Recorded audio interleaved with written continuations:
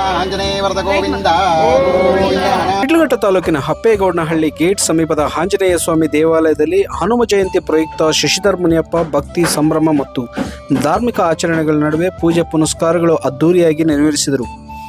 ಈ ಸಂದರ್ಭದಲ್ಲಿ ಶಿಡ್ಲಘಟ್ಟ ಕ್ಷೇತ್ರದ ಅನೇಕ ಭಕ್ತರು ಶ್ರದ್ಧಾ ಭಕ್ತಿಯಿಂದ ಹನುಮ ಜಯಂತಿಯನ್ನು ಆಚರಿಸಿ ದೇವರ ದರ್ಶನ ಪಡೆದರು. ದೇವಾಲಯದಲ್ಲಿ ಆಧ್ಯಾತ್ಮಿಕ ವಾತಾವರಣವನ್ನು ಹೆಚ್ಚಿಸಿದ ಸಂಗೀತ ರಸಮಂಜರಿ ಹಾಗೂ ಅನ್ನದಾನ ಸೇವೆ ಕಾರ್ಯಕ್ರಮದ ಮುಖ್ಯ ಆಕರ್ಷಣೆಯಾಗಿದ್ದವು. ಭಕ್ತರು ದೊಡ್ಡ ಸಂಖ್ಯೆಯಲ್ಲಿ ಭಾಗವಹಿಸಿದ್ದು ಕಾರ್ಯಕ್ರಮಕ್ಕೆ ಇನ್ನಷ್ಟು ಭವ್ಯತೆ ನೀಡಿತು. ಮಾಜಿ ಶಾಸಕ ವಿ ಮುನಿಯಪ್ಪ ಅವರ ಪುತ್ರ ಶಶಿಧರ್ ಅವರು ದೇವಾಲಯಕ್ಕೆ ಆಗಮಿಸಿ ಕ್ಷೇತ್ರದ ಜನರು ಸುಖ ಶಾಂತಿ ಮತ್ತು ಸಮೃದ್ಧಿಗಾಗಿ ವಿಶೇಷ ಪೂಜೆ ಪುನಸ್ಕಾರಗಳನ್ನು ನೆರವೇರಿಸಿದರು. ನಂತರ ಅವರು ಭಕ್ತರೊಂದಿಗೆ ಮಾತುಕತೆ ನಡೆಸಿ ಹನುಮ ಜಯಂತಿಯ ಸಂದೇಶವಾದ ಶಕ್ತಿ, ಸೇವೆ ಮತ್ತು ಸತ್ಯನಿಷ್ಠೆಯನ್ನು ಪಾಲಿಸುವಂತೆ ಕೋರಿದರು.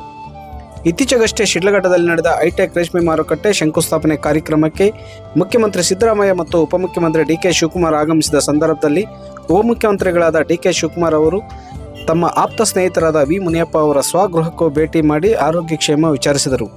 ಮಾಜಿ ಬ್ಲಾಕ್ ಕಾಂಗ್ರೆಸ್ ಅಧ್ಯಕ್ಷರಾಗಿ ಸೇವೆ ಸಲ್ಲಿಸಿದ ಶಶಿಧರ್ ಅವರು ಕಳೆದ 3 ವರ್ಷಗಳಿಂದ ರಾಜಕೀಯ ಚಟುವಟಿಕೆಗಳಿಂದ ದೂರವಿದ್ದರೂ ಅವರ ಆಪ್ತರು ಪುನಃ ಕಾಂಗ್ರೆಸ್ ಪಕ್ಷದ ಜವಾಬ್ದಾರಿಯನ್ನು ವಹಿಸಲು ಆಸಕ್ತಿ ವ್ಯಕ್ತಪಡಿಸುತ್ತಿದ್ದು ರಾಜಕೀಯ ವಲಯದಲ್ಲಿ ಭಾರೀ ಚರ್ಚೆಗೆ ಗ್ರಾಸವಾಗಿದೆ.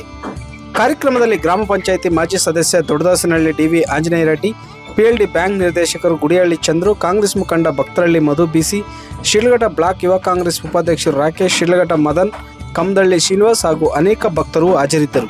ವರದಿ ಗೋರ್ಮಡುಗು ಮೈತ್ರಿ ಲೋಕೇಶ್, ಕನ್ನಡ ಮೈತ್ರಿ ನ್ಯೂಸ್, ಶಿಡ್ಲಘಟ್ಟ.